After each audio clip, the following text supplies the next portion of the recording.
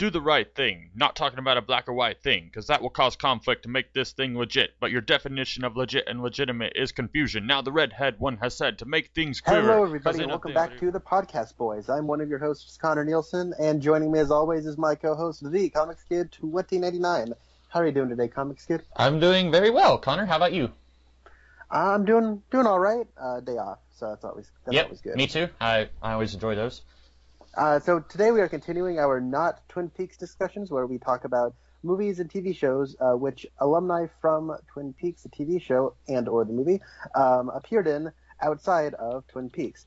Today was one of my picks. It was the 1991 Wes Craven film, The People Under the Stairs. So why don't you tell us a little bit about that, Comics Kid? All right. So this movie follows a young boy named Fool, or actually that's his nickname is Fool. I think his real name is Poindexter. And his family is living in a really cheap apartment building, and they are on the verge of getting evicted. And a family friend convinces Fool to go with him to steal a rare coin collection from the people who are going to be evicting them from the building.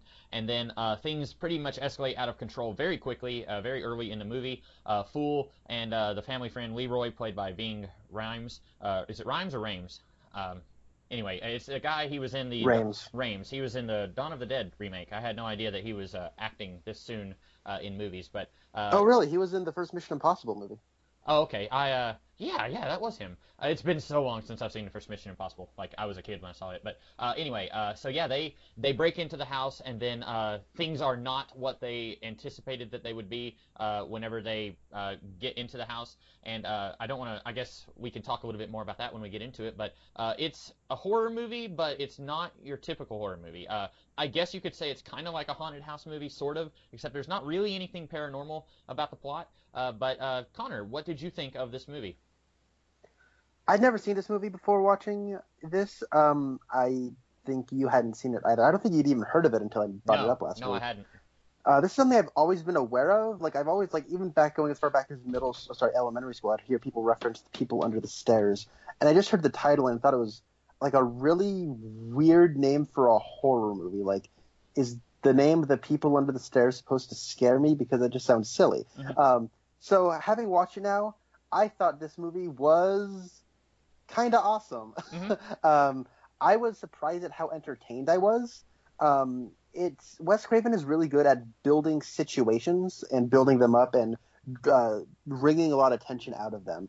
A lot of this movie, especially, it gets right into it, right into the... I think recently we saw a little bit of this too in a movie called Don't Breathe. It's a bit of a home invasion thriller, except instead of, you being in the house and the bad guys coming in, the bad guys are already in the house and our heroes are the ones breaking in.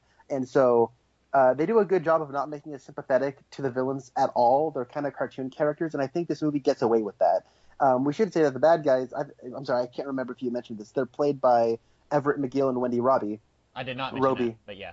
And they play Mama and Papa, I think is what the characters are named. Right. And if you remember from Twin Peaks, they played a couple again.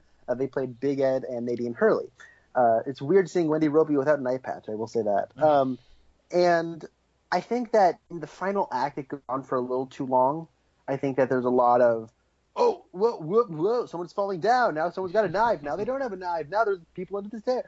So it's a really interesting way in which, I don't know, I guess this technically is a horror movie. There are a couple of moments that got me, I went, whoa!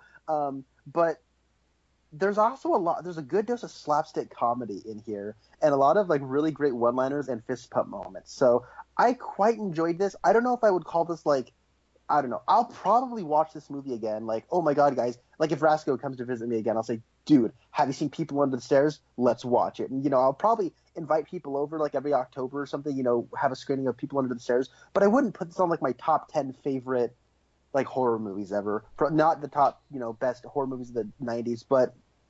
And I wouldn't even this is too good to be a guilty pleasure, I'd say, but also not good enough to be Nightmare on Elm Street good or Wes Craven's New Nightmare good.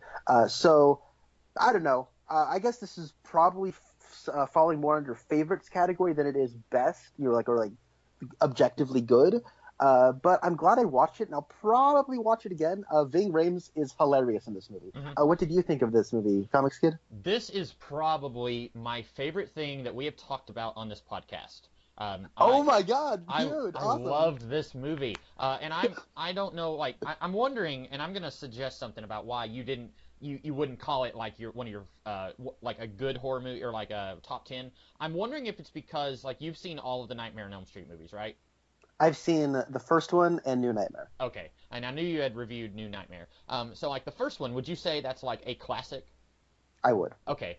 See, I haven't seen any of the Nightmare on Elm Street movies, but I have watched all of the Scream movies, and those vary in quality. The second and I think the third one both had to be rewritten, like, while they were being filmed because plot points were leaked to the public, and it was, like, huge plot points, too, so they kind of had to rewrite it so that people weren't going in, like, knowing who the killer would be. And so I think both of those movies suffered because they had to rewrite them in the middle of filming. But I think that Wes Craven has a reputation as being like one of the horror masters, and like a relatively new horror master, because like the Nightmare on Elm Street movies came out in the 80s. Like that wasn't really that long ago when you consider that like horror movies go back to the invention of film. So like Wes Craven was a relatively late comer to the genre when you consider the history of the genre, and then he is like, you know, just comes in and just blows everything up with Nightmare on Elm Street and Scream, which I like the Scream movies. Even the ones that aren't as good, I like them.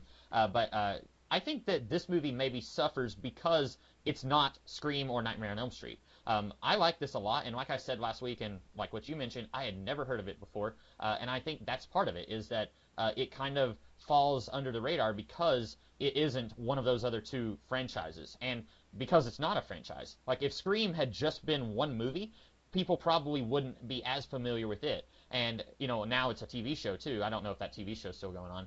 But then, like, Nightmare on Elm Street is a franchise. It's not just a single movie. If this had been, like, a 5-film franchise, and I don't know how in the world they would have done that, but if this had been a multiple-film series, people probably would have been more familiar with this. I probably would have heard of this if that had been the case.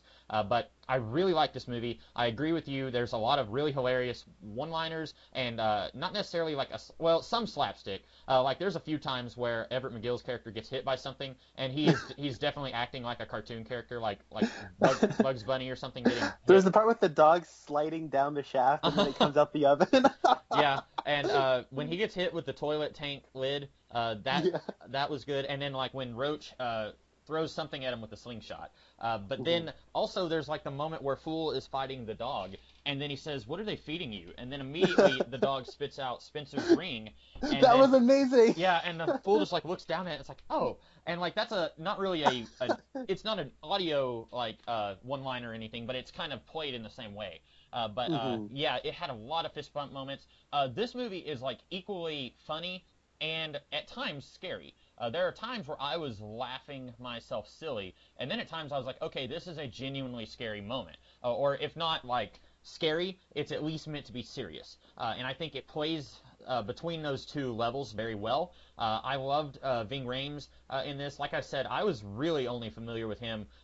He was in the Dawn of the Dead remake, where I thought he was very good. And then he was actually in the Aquaman pilot from the mid-2000s, I guess. It had Justin Hartley, who eventually went on to play Green Arrow in Smallville, as Aquaman, and he was going to be Aquaman or AC's adult mentor figure in that. So those were the only two things I knew him from. I'm not a big like film guy, so I didn't know that he was doing stuff in the early 90s. But I like this movie a lot.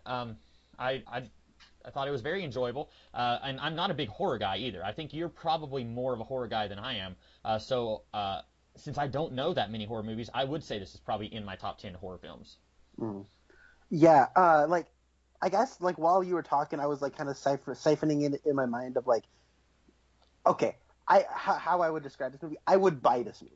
Definitely. That's how I would Me too, describe yeah. it. Like, my biggest guilty pleasures of this year so far are Valerian and the City of a Thousand Planets and A Cure for Wellness, both of which star Dane DeHaan, so he knows how to pick them.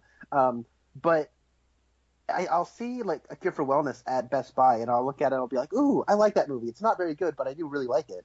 And I'm thinking, but I'm going to put down $15 to buy it. I don't know. like yesterday I was just at Best Buy and I saw The Shining. It was $8, and I don't own that on Blu-ray. I went, well, yeah, it's The Shining. I'm gonna buy it. So I did that. But I wouldn't put this, like, if I made like my favorite Wes Craven movies, this would probably be on there. I admittedly have not seen Last House on the Left. I haven't seen The Hills Have Eyes, the original. I haven't seen. I've seen the two Nightmare movies that he made, but I haven't seen any of the Scream movies, which is what he's probably the most famous for my generation. Mm-hmm. And so I want to like get all caught up on Wes Craven because like even watching this, he really knows how to handle tone. Mm-hmm. And I would buy this movie for sure. Like if I saw this at like Best Buy for $15, I'd go, heck yeah, People Under the Stairs, sign me up. So I guess let's get into it a little bit. One of my favorite lines is when Everett McGill, who by the way, Everett McGill is awesome in this movie. I complained a little bit in Silver Bullet that I think he was a little miscast. I think he's perfect here. Like I was watching this movie and I'm thinking, I'm kind of glad this doesn't have a sequel because I don't know where you'd go from this. They blow the house up at the end. Mm-hmm. Like, what do you get? The other brother of this incest family to come on in? like Jacques Renault. Like, let's introduce a brother that we've never heard of before. And he's played by, I don't know, Josh Brolin. He comes on in and he's like, hello there. So then, like, I was thinking, I don't know, I wouldn't want to see sequels to this. And I was thinking, I guess this would be, a good movie to remake. But then I was thinking, I wouldn't remake it because this kid is too good to recast. Mm-hmm. And you can't top Everett McGill in this movie. So I wouldn't want this remade. So I decided I would not mind reading a comic book based off of this. Because I think that this movie is visually interesting enough. And it's doing enough visually to make it a comic book because it's pretty kinetic in the way it moves. Mm-hmm. But it's also got some really fun one-liners and you can play around with it in a comic book. That's pretty fun. Like, there's been a series of home invasions, right? Mm-hmm. People breaking into this house. Well, why don't you have fun with that and, like, I don't know, make some prequel comics? And you don't have to worry about the actors aging or anything. So that's what I would like to see if I wanted more of this movie. But as is, I can just watch the movie. They break into the house like 3 times. So, yeah. I could see an artist like Michael Allred doing, like, a big double spread page where, like, the panels are the rooms of the house, and in between the panels you see Fool and Alice, like, crawling around in between the panels, and then, like, you see, the people under the stairs, like, in between the panels. I think that'd be an interesting way of doing it, I think. Yeah, that would be cool. Mike Allred would be a great choice. I mean, he's a great choice for anything. Mm-hmm. But, like, yeah, at one point, I think the thing that really cemented this for me was when Everett McGill puts on a GIMP costume. He's, like, actually in supervillain gear. And I was like, okay, yeah. He just busts around the corner and he's screaming. And that was one of the laughing moments for me. Like, and I was like, at first I was thinking, wait a minute, is it appropriate for me to be laughing? And then he's screaming really loud and he's, like, shooting his shotgun. And I was just like, yep, it's appropriate for me to be laughing. And like, well, it's funny because like that scene starts off really funny, mm-hmm. but then like the way that scene, like they have that one camera angle that's at the clear end of the hallway looking down, and the room that Fool just went into, the restroom, is closest to the camera, and he's making his way towards the camera, and as a result, closer to the character that that we want to get out of the situation, right? Mm-hmm. And then there's that one part where he's like, where Alice goes, "Hey, get in there," and he's like, "No, I'm not getting in there." And then like mm-hmm. he leaves. And then, like, he hears him still screaming and shooting. And then the blocking is really cool because the second he gets back into the restroom is when Everett McGill pops himself back out. Mm-hmm. And I'm like, that was one of those moments where I was like, yeah, get back in the room. Yeah. Like, I was, like, actually, like, kind of getting a little tense there. And so I was like, see, that's, like, the way Wes Craven handles the tone so well. I'm laughing one moment, and then I'm kind of like, the next. So mm-hmm. I agree with you. Yeah, I'm so glad you liked this movie because I was watching this thinking, I can see Comics Kid going one of either way. He could probably be like, meh, or I could see him really liking this. Mm-hmm. I did like it, yeah. I agree with you that Everett McGill and Wendy Robbie, they are both magnificent here. I don't think I've ever seen Wendy Robbie in anything other than Twin Peaks, or if I have, I don't remember. So mm-hmm. It was very fun to see her in the very evil, almost like a cackling witch role here. And I was seeing mm-hmm. that like some people on Internet Movie Database were describing this as a fairy tale movie, and it kind of does feel like that, like a modern Hansel and Gretel or something like that. But like she very much fits that role of the evil fairy tale creature that you have to defeat. And Everett McGill, like at first I was thinking, because like at the beginning of the movie, we can barely see him or her, and she comes and brings him some food, and then she's saying something like, "Are your headaches coming back?" And I was thinking he was going to be the ultimate evil of the movie, but then as you get further into it, she's the one calling the shots, and he's really just the henchman who just follows orders. So that was a nice little twist, because we've already seen him as the big villain in Silver Bullet, and I know you didn't like him in that as much as you did here, but it would have been, I think, a little bit more tiresome if he was just the big villain here and she was kind of secondary to him, since we had already seen him as a big villain in Silver Bullet. So I was glad to get to see that reversed in this movie. But they were both very amazing here, and I think at times the cartoon dynamic here of, especially with Everett McGill, I don't think it ever gets cartoony with Wendy Robbie as much, but with Everett McGill, like when he gets hit in the head with a lamp or with a toilet lid, and it's just like you can almost see the cartoon birds swirling around his head after that happens. Like I'm just when he comes out of the chimney, it's like whoa. Yeah, and I was just thinking like, okay, we could tone that down just a little bit, guys, but I still I thought they were both really great. I liked Ving Rhames. He had, I think, two of my favorite lines came from him. One of them was when Fool thought he was dead, and he came up and touched him, and then he said, "Just because a man is lying down doesn't mean that he's dead." That was great. And then there's another line that I'm going to pretty heavily edit it for this, but it was kind of inappropriate for mixed company. But he said, 13 is a cursed age. You're too old for something, and you're too young for something else. And I'm not gonna. Yeah, that's so funny. That was really great. Like I was just like, yeah, the president's gonna make me the secretary of something. Yeah. He was, and okay, so I did not even know anything about this movie when you suggested it. I tried not to look into the plot or anything. I thought maybe we were gonna have like some supernatural action going on. So at the beginning of the movie, Fool's older sister is doing a tarot deck and reading it for his 13th birthday, and then she says something like, you're going to have Satan or something, either the devil or Satan, whatever it is from the tarot deck, in your life. And then she said, I'm glad this isn't my birthday reading. And then immediately, Fool is, the next thing we know, his sister is in the room with the mom, and then she closes the door, and Fool turns around, and Ving Rhames is there smoking, and he says, who are you? It's almost like it's the first time we've seen him, and I was thinking oh, okay, this is Satan in human form. And then he's tempting Fool. He says, I've got a way that you can earn some money. And then it's like, okay, it's just like, Satan in the Garden of Eden tempting Eve. And so I was thinking okay, he's Satan, okay. And then I was like, nope, that's not where they're going. But for a minute I was still thinking they're going to pull something on us. They're going to pull a fast one where he's going to drive away in a Cadillac at the end of the movie with a rare coin collection, and they're going to play Sympathy for the Devil, and he's going to be laughing, and it's like he pulled one over on everyone, or something like that. But that's not where they went, but I did like him quite a bit here. He does a lot with a little, because they get rid of him pretty early in the movie. And they could have easily made his character just very unlikable, but then with his dying breath, he's concerned for Fool, and I like that too. He's not just a one-dimensional bad guy, because at one point he says Spencer is trying to cut him out of his cut, and Fool says, "Oh, you mean cut us out of our cut?" And I was thinking okay, he's going to try and pull one over on Fool after they get the money, but then at the end he still cares about Fool, despite what a lot of his actions have shown. So I did like his performance here. I did too, and how fun and charismatic is he that he dies with more than an hour left in the movie to go. Mm-hmm.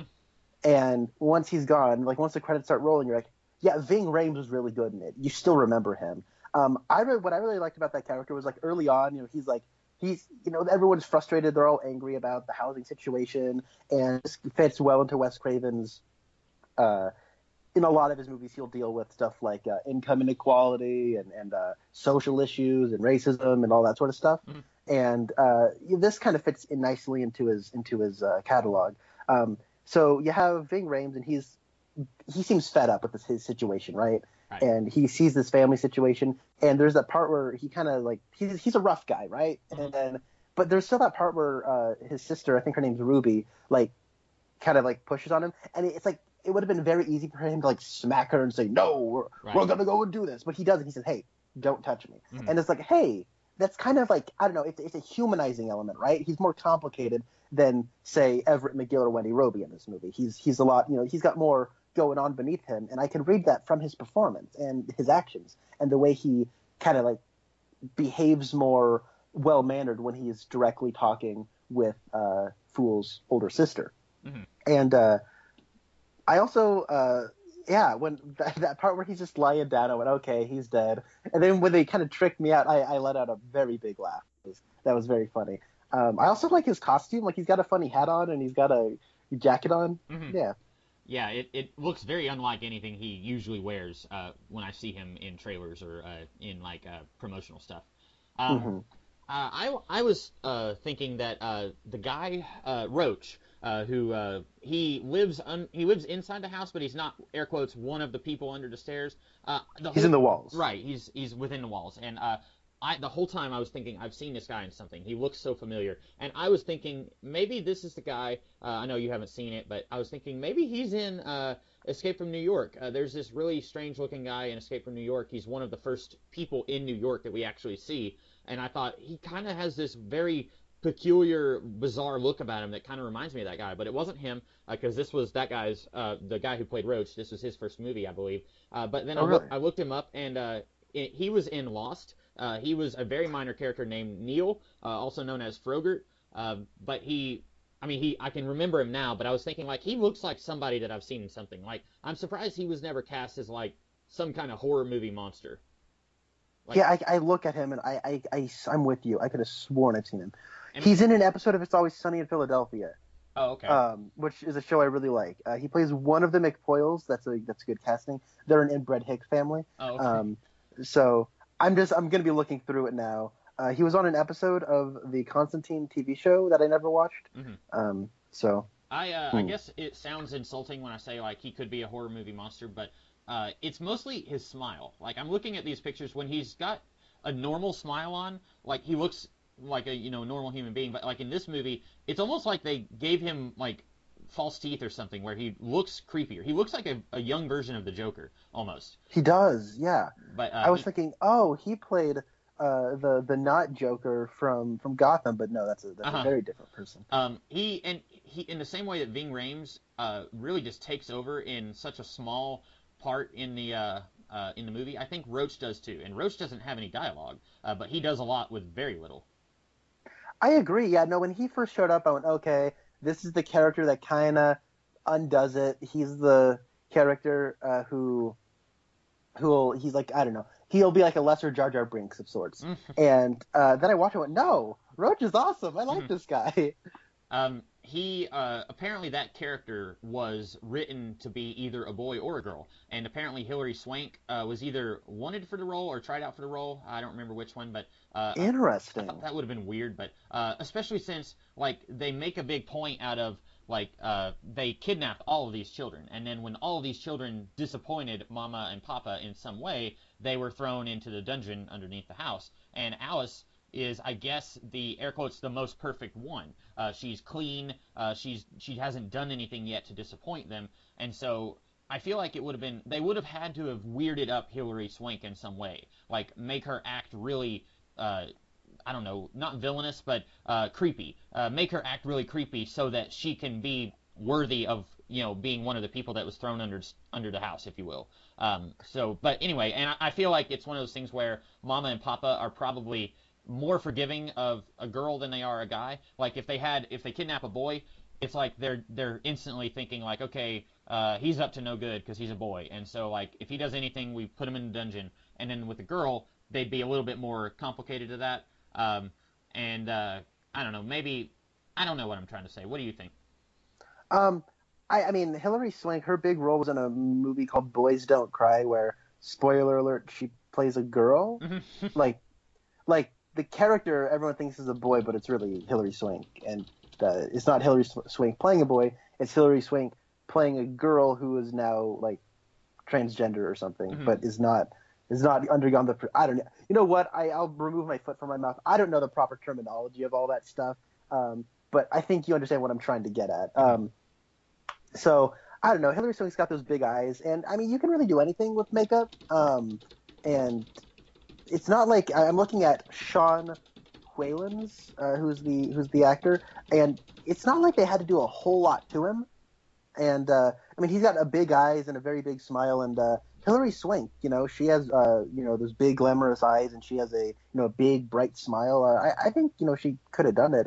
That would have been very interesting. I'm glad we got who we got, but I'm not like saying, "Oh no, Roach is sacred. It can only be Sean Wayland." Right. I guess it's good for Sean Wayland that he got this role because Hilary Swank has had a pretty big career. Yes, she has. It's not like saying no to this or not getting this role hurt her career. Whereas if Sean Wayland didn't get it, he probably would have hurt his career because I'd say most people haven't heard of him. But I don't know what I'm trying to get at by saying that like if Roach was a girl, it would have affected the plot. I do think it would have, but it's difficult for me to put it into words. I guess it's based on the character of Mama and Papa. I think that it would have been. I don't know what it would have taken for a female character to be thrown into the dungeon in the house. That's an interesting point. Yeah, they do seem to be very forgiving of Alice. That's relative, right? Like, right. They still beat her up, and it's implied that there's sexual abuse as well. Right. Which I think that was maybe a little too dark for this material, or at least the way they were playing this material. It was just a quick moment, but that was like one of those off-putting. Oh, that was really dark. I don't know if I needed to have that in this movie. Yeah, it was enough, I think, whenever when Mama told Papa, she said, "Don't bruise your face," and he's pulling off his belt, and then it cuts away. I think that was enough. But then later we see her, and it's kind of hard to tell if he's just like holding her up by her shirt and is like holding her up really close to his face, or if he's actually like holding her down and is like laying on top of her. The way the camera is, it could be either way. And that was the moment where I agree with you. I was like, I don't know, guys. That's actually, I'm thinking of a different point actually. Oh, okay. Which part were you? The part where where she's tied up in the attic. Oh, and yeah, then, yeah. Oh, and then he grabs his crotch, and I'm like, all right, he's wearing a gimp costume. That's a little much. Yeah, that was. I had forgotten about that actually. So yeah, two moments there which were both probably a little far. But again, it's one of those things where this movie goes back and forth between at times it's really funny, at times it feels really triumphant, and at times it feels extremely creepy. And that's one of those creepy moments that if you took it out, like it would feel a little bit more comfortable watching it, but at the same time it would feel less like a horror movie. And this movie is trying to play multiple fields, and so I don't know, maybe that was an intentional thing that they did, and they would actively fight against taking that out. Maybe, I don't know. Yeah, I can see the thought process behind it. I think it's ambitious, right? To try to juggle so many tones, and I think for the most part, Craven succeeds with flying colors here. I just think for my single self, it was a little much. I think that I could understand why it wouldn't necessarily bother others. It's like, yeah, that has to be there, so you understand that it's almost like the Twin Peaks thing, right? I'm talking about the original show where there's all there's coffee and cherry pie and everyone's got these funny lines. But then when we talk about the actual abuse, it has to settle in, no, this was very much real and we have to treat it such. And you know what I mean? Yeah. So I can see where I think this might be a little bit less successful than what was going on in Twin Peaks. And I would say it's probably because this is not even 2 hours long, and like the original Twin Peaks, like just the first season was longer than that. And like you had a lot more time to get to know these characters, to introduce multiple different tones throughout the series. You have serious stuff, you have the funny stuff, and then you have the outrageously goofy stuff. So you have different levels, and you have more time to play with those different ways of doing the story. And in Twin Peaks, you had two different levels of it, where one I think was very successful and one was not as much. Like with the Laura Palmer thing, that was all very tragic and it was treated with the appropriate amount of weight. But then Josie, whenever that sinister guy working for Andrew Packard finds her, it's heavily implied that he rapes her. And you and I both felt like that was a little bit, it was just a lazy way of telling us, hey, this guy's a bad guy. Look, he did this really horrible thing. He's bad. That's a quick and easy way of telling us that. And this week on Twin Peaks with special guest writer Mark Miller. Mm-hmm. Yeah, exactly. It's something that, like, I've said before that, like, I don't much care for Miller's style because he tends to go for that sort of, like, quick and easy taboo. And in this movie, at times, I felt like it was earned, and then at times, like that scene in the attic where she's tied up, or pretending to be tied up at that particular moment, then it's like, okay, maybe, that's a little too far, but at the same time, I can see their reasoning behind it. Yeah, and I guess also, while you were saying that sparked my mind, there are certain characters that are relegated to being more comedic and certain characters that are relegated to being more serious. All the stuff with Leland and Sarah Palmer is played serious all the time. Mm-hmm. And when we have Everett McGill's character in this, he's almost like Yosemite Sam for most of this movie, right? and like the people or like Roach is almost like his Bugs Bunny. He keeps shooting at him, but he can never get him. Mm-hmm. And like you would even said, like you can practically see the clouds around his head when he gets like bricks thrown on him and all that stuff. Mm-hmm. And so when we get that part, it's like, yeah, okay, we've been laughing at him and kind of like he's been mostly the subject of a really fun cat and mouse game, but there's also the side of him that we need to really focus on, let you know this is actual abuse and this is serious and we can't play this much of a comedy. In fact, we have to go so much the other way to really make you understand that. It's an interesting experiment. I think you get what I'm saying. Right. I also like that the people under the stairs, when we first meet them, we're thinking that they are just almost inhuman. Like they're eating off of Spencer's hand. And Spencer, he is a third guy who was involved with this attempted break-in, and then he gets dispatched very early in the movie. And like Fool has found his corpse, and they're eating his hand. So it's like, okay, they're not even human beings. They're just here eating. They can't speak. And I like that by the end of the movie, they're a little bit more complex than that, and they're victims just as much as Alice is. And really, they're victims just as much as every character in this movie except for Mama and Papa, because even the people who aren't living in the house, they're victims of Mama and Papa too. They're just in different houses. But I almost thought it was a little bit too cartoonish in a different way, where suddenly, like, Fool has helped all the people under the stairs escape from their little prison, and then they're just busting out of the walls like superhumans, and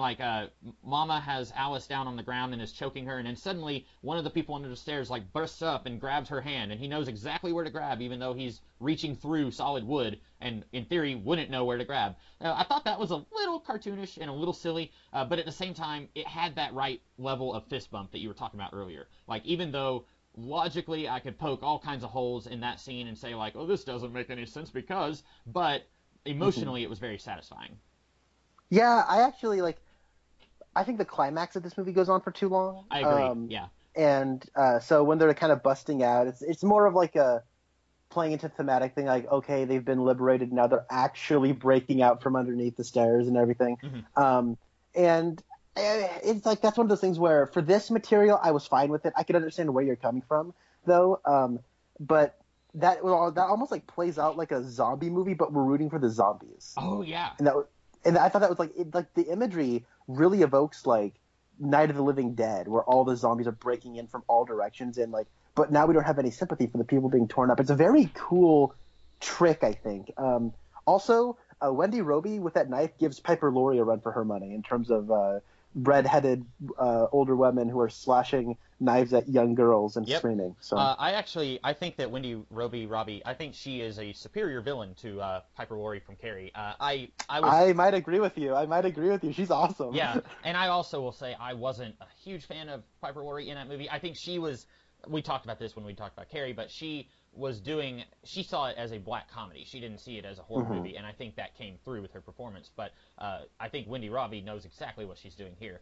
I think, speaking of the people under the stairs, I think that when they are all breaking out, it would have been better if they did something where it's like the lights have gone out, and so it's like dimly lit, and you can't really see the people under the stairs, because I felt a little less scared of them whenever we could see them in full light. And I know by that point we're not supposed to be scared of them anymore, because at this point they're on the side of Fool and Alice and everyone who's against Mama and Papa.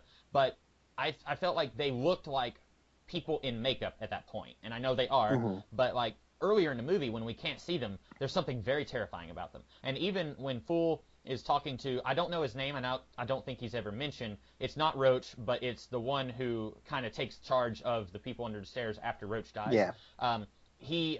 When he's talking to Fool and he points him to where all the money is, at that point you can still see him okay, but even that was more dimly lit than the scene where they're all breaking through the walls. I wish we could have just like turned the lights down a little bit. Don't show us what they look like in clear view. It's kind of like I don't know, like the Cloverfield monster. I don't know if you ever saw the movie Cloverfield, but a lot of people complained that once you got a clear look at it, it was a lot less scary than when you were just getting glimpses of it as it's running past a skyscraper or something. And you know, you're hearing characters say like, "Holy cow, did you see that monster? That was terrifying." And you're building it up, and then once you see it, it's like, oh, like it's kind of like that here, where. And I'm not a horror movie director. I'm not any kind of movie director. And Wes Craven was a master of the genre. So who am I to say this is what you should have done? But I do think maybe that would have been a little bit more effective. I get where you're coming from. Um, do, do, do. Uh, I think though that the thing that captivated me the most about this movie was just how creative it kept being with its concept. Hmm. Um, I would have loved this movie if I saw it at like I mean, I really liked it, but like this would have been like a Star Wars moment for me, right? Or a Godzilla moment for me. Had I watched this when I was like 13, Oh yeah. I was like, oh, they put a bayonet on the gun to like make the stabbing thing, but like, yeah, he could have shot at it. That's true. But putting the bayonet and stabbing through the wall, that makes for a much more entertaining scene. And like this movie gets away with so much because of how entertaining it is. And it like there are plenty of moments like that where it's like, well, wouldn't it have just been easier if the character did this? And I'm thinking, yeah, but it's not really about the believability. Like they do a good enough job of making this almost feel like a cartoon in some areas, to the point where it's all about what's the most fun for the audience. And in that scene, when he's stabbing a bayonet through the wall, that's much more entertaining than him just shooting it through the. Because he's also not trying to kill his dog, right? Right.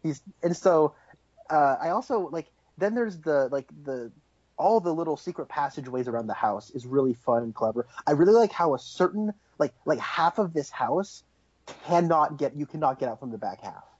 You have to find a way to get in through the front half to get out. And so it's like it's this, or like, no, you can't get out through the front, you have to get out through the back, but the back is where Everett McGill and Wendy Roby are with the dog, and the dog gets in for like, and it's like this, there's an element of strategy here that I've always liked about these type of movies. This in terms of like confined thrillers. I'll tell you what, after watching this movie, I like Don't Breathe a whole heck of a lot less.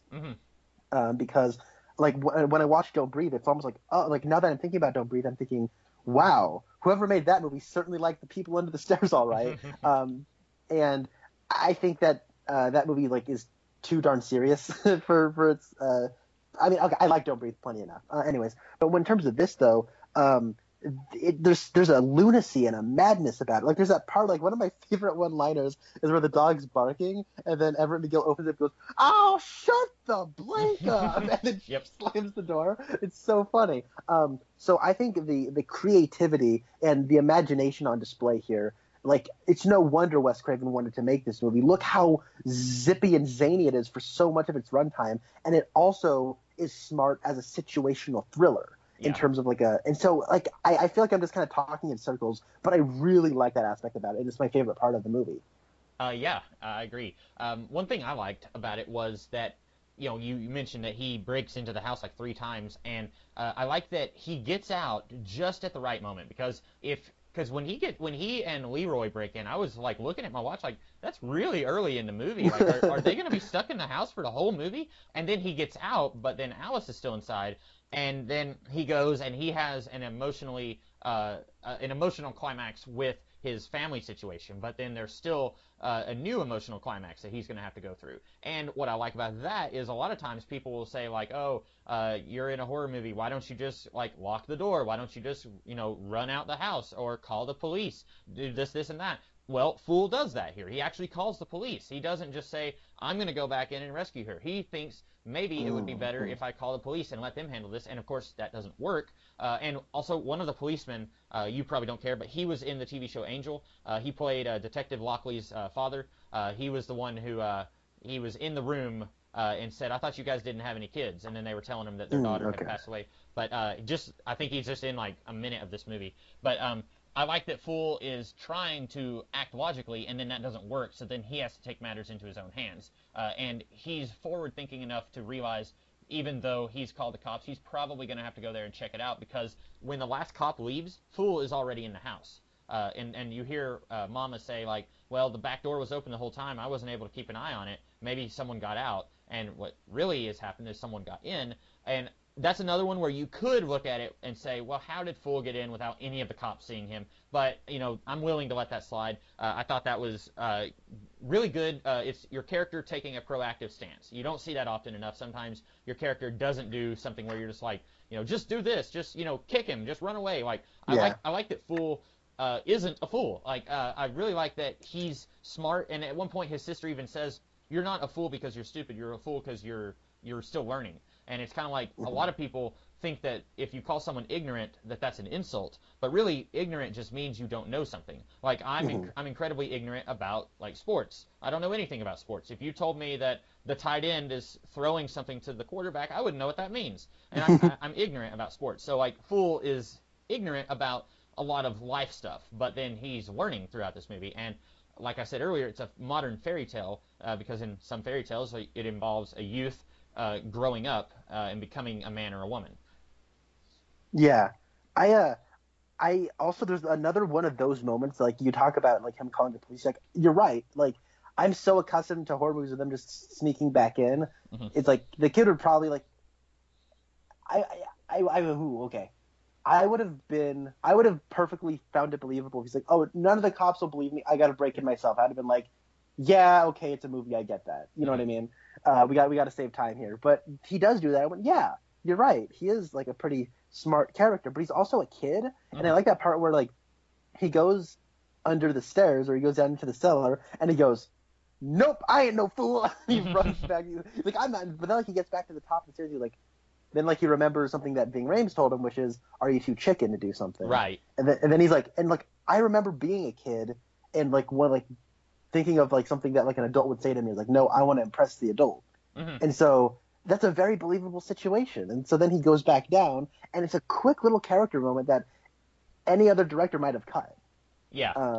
For the sake of time, but it does build character. And on top of that, the kid is a great actor. He is, yeah. A lot of times you see a kid in a movie and it's like, he's the weak link. Like, sometimes in movies you'll get someone who's like, 25 to play a 17-year-old because they have a little bit more acting experience and they, a little bit more life experience too that they can draw on. They got like a 12-year-old for this movie and like he doesn't look like he's, 25 playing a teenager. He looks like a kid, and I think that works very well here. Now, some of the other characters, like Roach, apparently he was like in his 20s playing like a kid, and that's okay because he does look very youthful, even though he is like close to 30 when they made this movie. And yeah, but he's still like a how do I put this? He's still like a person they threw away, and it's ambiguous as to how long he's been discarded of. Right. How long has he been down there? So I believe like he looks like a grown-up kid. Mm-hmm. And apparently the actress who played Alice was like 17, but I guess it's also ambiguous just how old the character is supposed to be. So she could have been 17, the character. Yeah, I like I like pretty much everything about this movie. Like, I don't think there's anything about this that I just flat out did not like. There were things that I questioned, like you, and there were things where I would say, okay, if I was having less fun with this movie, I would call out the logical consistency of this, this, and this, but because I'm having so much fun, I'm not going to do that. Yeah, and I think it does a really good job of like, oh, wow, the kid was in the Sandlot.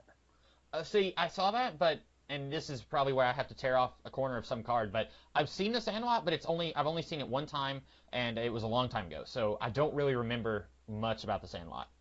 The Sandlot was always the movie that when I went to go visit my aunt and uncle and then my cousin Maria, like we'd always watch that movie. So I love The Sandlot. It's a very nostalgic movie for me. I guess a lot of other people will have that, but I don't really. I hear a lot of people on the internet say they like The Sandlot. I never met like hardly any actual people that say they like The Sandlot that I know in my day to day. What was I getting at? I'm sorry, I completely distracted myself there. I guess I remember what I was saying. This movie does a decent enough job of building an atmosphere and a tone and a quirkiness to where it's almost like I could nitpick this, but what's really the point? It's not like this is remembered as like the crowning achievement of horror in the 90s. Like if this was built up as the greatest horror movie you will ever watch, I would probably be disappointed. But like I'm almost surprised this isn't more of like a camp or like a cult classic. Like, yeah. I'm surprised like I don't see people dressing up as a roach. You know what I mean? Like I'm kind of surprised by that because I don't know. Like there's a lot of quirkiness here that would inspire a lot of impressionable younger people that would discover this movie. That there's a lot of here that would like if I watched this when I was 13, it would probably influence a lot of my identity in terms of like what I thought was cool. Like this would probably inspire me in a lot of ways. Like if like I'm gonna make a scary movie and then like 6 years later I forget about the people under the stairs and then I go back and went, oh yeah, the people under the stairs, and I watch it, I would go, oh my goodness, so that's where I got that from. Uh-huh. Like, that's what I get from, like, the movie Dr. No, the original James Bond movie. Like, I remember me and my brother, we made this video's on YouTube. It's called Secret Agent Madman, and it's a parody on spy movies. And in that, the Secret Agent Madman goes to an island to stop a big thing that happens. And then I went back and watched Dr. No, and I went, that's where I got the idea from. It's Dr. No, because in that one, James Bond goes to Jamaica and has to go onto Dr. No's secret island. And like, even now, it's like the movie The Killing is a movie that the Stanley Kubrick movie, that's a movie that I go back to. And like, I just went back to seeing that a couple weeks ago, and Rasco was visiting, and I went, oh my goodness, I have been so inspired by this movie, and I forget just how influential that was to me. And so I'm amazed it hasn't had as big of an impact on like the cult scene as it has. Yeah, exactly. That's kind of what I was saying earlier. Is like, I think if Wes Craven hadn't done Nightmare on Elm Street and Scream, this might be more well liked. But I think also because it's just a one-off movie that didn't have any sequels, it was gone before people could get a chance to fall in love with it, if that makes any sense. I agree with you, but then at the same time, I can see the flip side of, oh, it's Wes Craven, let's check it out. You know what I mean? Like, I don't know. It's certainly a big question, isn't it? Like, there's a weird injustice here that I don't know what it is, but I want to fight it. Darn it! Let's get more exposure to people under the stairs. Yeah, I don't have anything else to say about it. I like this movie quite a bit. I agree with you about the ending. There's one part where Mama has been taken down and she's laying on the ground, and then the next thing they know, she's gone. And then Ruby is in the house, and then she walks out of the house, and then the door closes again, and there's like another 10 minutes of the movie left. And I was thinking like, oh, okay, we're gonna get another like jump scare where she comes back out with a knife or something. And I think that's kind of what they did. But like, I acknowledged it, but at the same time I was like, okay, that's fine, because when I saw that there was about 10 minutes left, I was thinking, well, we've disposed of Mama, but now we've got 10 more minutes to dispose of Papa. But yeah, I agree with you. I think the movie could have ended just a little sooner, but I was okay with it anyway. I do another one of those things where any other movie where I wasn't having as much fun, I would have kind of complained. I do find it funny that Fool blows up the house, and I'm pretty sure literally everyone survives except for except for Everett McGill and maybe what's her face? Well, Mama already died, right? She got okay, yeah. So literally, I think Everett McGill is the only one to die in an explosion that destroys the house, and there's like people in the house. Like, Fool was standing right next to Everett McGill and somehow survives the explosion. Like, he jumps out of the way, but then we see this explosion like going through the chimney and blowing up the windows. But it was one of those things where it's like, oh, okay, that's a little silly, but even the money survives. Yeah, exactly. Like, we see the money just going out the windows in the chimney. And that ending, I don't know why, it kind of reminded me of Ghostbusters, where like everyone is happy and we're all dancing. Oh, you're right. And like then we get to see Venkman kiss Dana Barrett, and like here, like everyone in the neighborhood has gathered around to see the defeat of whatever their last name was. And then it's like, yay, we're all grabbing money and we're playing some goofy rap music that do the right thing. So like, and I loved getting to see the actual people under the stairs just like outside, just like smiling real big while everyone else is grabbing money and not even paying attention to these mutants outside, like just like looking at them, and then like they just kind of walk away. And so you said like you didn't know what you would do with the sequel. I know exactly what I would do with the sequel, and it would be horrible. I would just want to follow the actual people under the stairs as they like go out into the real world. Like, have you seen the movie Multiplicity? No, but I know it has Michael Keaton in it. Okay, so, well, I won't say anything about Multiplicity then. Anyway, I think it'd be really funny if we just saw, like, 4 or 5 of these guys as they're, like, working at an arcade or something like that, and just, like, having fun daily life adventures. I don't know, it wouldn't be a horror movie, it wouldn't even be a very good movie, but I would be entertained. I would not mind seeing, like a music video or something. Mm-hmm. It's just a montage of them, like, trying on clothes. Oh, yeah. That would have been great. That would have been great in the closing credits too. Yeah, I'm actually checking right now to see if there's a post-credit scene, but yeah, I highly doubt there is. But right. I'm letting the clock run out. One thing that's interesting is it seems very evident to me that what's her face, Alice, is older than Fool, mm-hmm. And it's like it really feels like they have an actress who's like 16 or 17, and they're like trying to make look a lot younger. Mm-hmm. But I don't know. Maybe it's because I've been like, I don't know. How do I put this? Like I've been around like makeup stuff and everything enough, so it's like when I see her and she's like supposed to be all young, it's like I can tell by her eyes though that she's like 16 or 17. Mm-hmm. And I think they're trying to play her as like 14 or something. I don't know. Also, another question I have. Wendy Roby says, just remember to do not hit her face. Right. And then I'm thinking, but she's never been outside, so why not? I guess because inside their house, they want to maintain this illusion of, like, we have this clean, wholesome family dynamic. Because they also want her to clean up the blood, and they don't let anyone in the house. Like, anyone who comes in the house, they're going to just automatically kill. Like, if it's like an insurance salesman or like the guy checking the gas line, like they're just going to kill him as soon as he comes in the house. So technically there wouldn't be any reason to clean up the blood, but they want this clean, seemingly wholesome atmosphere in the house, even though she's never allowed to leave. So I'm guessing if they bruise her face, that would get in the way of their dynamic that they're trying to portray for themselves. That's okay. That's believable. I wasn't like really calling it like a big flaw. It was just more of a question Right. Yeah, you're right. Like that's believable. There's actually another Twin Peaks connection. Oh. Do you want to take a quick guess? Well, I read the trivia for the movie, and it said that Wes Craven cast Everett McGill and Wendy Roby because he saw them in Twin Peaks. Oh, really? Yeah, so Twin Peaks Season 1 had at least started when he was casting them. I'm assuming it had already finished, but he cast both of them because of Twin Peaks. That was the only one I was aware of. I don't know what other connection there would be. All right. It's a connection actually to The Return. And I know that that's your favorite season of television. You love it. You've committed all of it to memory. Mm-hmm. And actually your favorite episode, Part 8, the one where we get the black and white flashbacks. Oh, okay. Do you remember the music that plays right when the atom bomb's going off? Was it Do the Right Thing? No,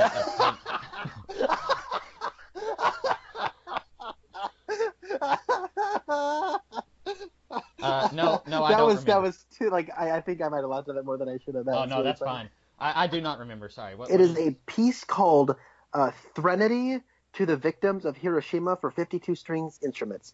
It is that music that's like...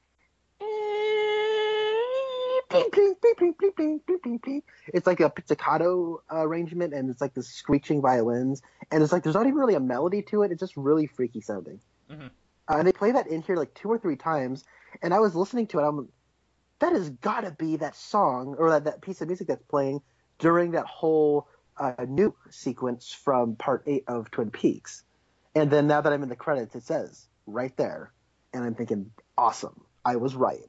Mm-hmm. So what I'm thinking is David Lynch watched The People Under the Stairs and was like, okay, now I've got to put that in Twin Peaks. Oh yeah, probably, because he's very cyclical in that, like, someone is influenced by him and then he will in turn be influenced by something like that. We talked about what was the thing that we talked about where we said it was very Twin Peaksy? I don't remember. We were talking about something while we were watching the show, and we were talking about how, I don't know. Maybe I'm imagining this, but I feel like while we were watching seasons 1 and 2 and then also season 3, we would talk about something that was like, this inspired something, and then later we would see something from that kind of circle its way back in. But that does seem like something that David Lynch would, like, oh, okay, he cast 2 of the actors I'm using. I need to watch that and see what's going on there. And then it ends up being something he would enjoy and try to pull something from that. Yeah. Also, I mean, just as the Twin Peaks fan in me, I was so happy to see Big Ed and Nadine being evil. Like, there was, like, some kind of weird, like, satisfaction of, like, it's like an Elseworlds version of the Hurleys. Yeah, definitely. It's like a mirror universe, like in Star Trek. I don't know if you ever saw the episode where Kirk goes to an alternate reality and Spock has a goatee and like everyone is evil and twisted. Like, it'd be really fantastic if Ed Hurley had a goatee here. Earth 2 Big Ed. Yeah. And then Wyndham Earl and Leland Palmer are like cops, and they're both like, we've been trying to bust Mama and Papa for years. Yeah. Yeah. Where was Ray Wise? Darn it. Hey, he would have been great as that guy who's like, I thought you said you didn't have any kids. He would have been great there. Awesome. Oh, that'd been cool. So yeah, that was just really cool. Also, like, this is just a last little ditch comment. The guy who plays Spencer, I thought that was Wes Craven. Oh, okay. It kind of looked like him. It also looked like Jake Johnson, who's an actor who's in New Girl, and he was also in the terrible Mummy movie, and he was in Jurassic World. I know. New Girl was at one time one of my favorite new sitcoms, and I kind of stopped watching it after a while. But he is my favorite part of New Girl. And yeah, he does kind of. Now that you mention it, I wouldn't have thought of that unless you mentioned it, but I can kind of see that now. So yeah, I don't know what Wes Craven looks like, so I think he was in. Wasn't Wes Craven in Scream, or was he? Who was it? You haven't seen Scream, dang it. Well, no, like Wes Craven though, he has a history of popping up in his own movies. There was one part in Scream where somebody is like, someone is about to be killed, and there's someone like opens the door and utters a swear word, and then the janitor is like, "What did you call me?" And he's like, "Oh no, not you, Freddy." And then I think that might have been Wes Craven playing the janitor in Scream, but I don't remember, and I guess I could look it up. His movie, Shocker, he played the neighbor. Okay. Let's see. In Scream, he played Fred. Yeah, school janitor. Okay, so that was him. Yeah. And in Scream 2, he played Doctor, which was also a cameo. Oh, okay. I wonder if Fred the janitor like went ahead and got his finished up grad school and became a doctor in between Scream 1 and Scream 2. No, that's probably yeah. And he had a cameo in a deleted scene from Scream 4, which was the coroner at the Randalls. So maybe it is a doctor. No. He apparently, he directed 5 episodes of the 1985 Twilight Zone reboot. But yeah, and I forgot that he directed Swamp Thing. I had too. I have never seen Swamp Thing. Me neither. But I had heard that he directed that. Yeah. Yeah, but the actor is Jeremy Roberts, who plays Spencer. And he died early on enough. I'm like, yeah, it would make sense that Wes Craven would cast himself as the first victim. You know what I mean? Like, that just seems like a cutesy thing he would do. He's like, and then we're going to put me in there, and then I'm going to die. It also leads to one of my favorite jokes, which is, you thought Spencer was white before. You should see him now. Yeah. Fool gets quite a few really good lines in this movie, too. Early on, when Ving Rhames was getting all of them, I was thinking, he's going to be the king of one-liners in this movie. But then Fool, he comes away with quite a few of them also that was pretty good. Mm-hmm. Yeah, I don't really have much to add. I did really enjoy this movie. I was thoroughly entertained. As was I. So I guess it's time for me to choose my movie that we will be talking about next week. I really wish that last week that I had chosen a horror movie, since we did Carrie 2 weeks ago, and then we did the Guinevere movie last week. I wish now I had chosen a horror movie, but I will not make that mistake again. Next week, the week before Halloween, we will be watching a movie from 1998 called Vampires. This movie has Cheryl Lee in it. All I know is there's some kind of magical MacGuffin, and there's a vampire hunter, and there are vampires. And Cheryl Lee has a pretty big role in it, I believe. I know something about it that you probably don't. You're probably right. I didn't know anything about this movie before today, and then after I watched The People Under the Stairs, I just started looking up Twin Peaks alumni and looking for horror movies, and then the very first person I looked up was Cheryl Lee, and I very quickly stumbled on vampires, and I thought, well, that's got to be kind of horror-ish, so that was very lucky for me, because I could have spent 20 minutes looking for something good, but I know very little about it. I tried to kind of avoid the plot, but I did look into it a little bit. Can I tell you that it's directed by who it is? Yeah, go ahead. It's a John Carpenter movie. Oh, cool. And that's we've already done a John Carpenter movie earlier this year, and John Carpenter did one of my favorite guilty pleasure movies, so this will be fun. All right, yeah. Sounds good. Have you seen it before? No, I haven't. I just know of it. Okay. So I don't know very much about it at all, so that will be our unless Connor wants to choose a horror movie for the opening of November, that may be our last horror movie for the year. Or we may do other ones. I really wish I could go back in time and just save that Guinevere movie for later and do just horror for the month of October. But so that will be what we will be talking about next week. So in the meantime, I am the Comics Kid 2099, and I'm Connor Nielsen, and we will see you guys next week. Have a good one. Do the right thing. Not talking about a black or white thing, because that will cause conflict to make this thing legit. But your definition of legit and legitimate is confusion. Now the redhead one has said to make things clearer.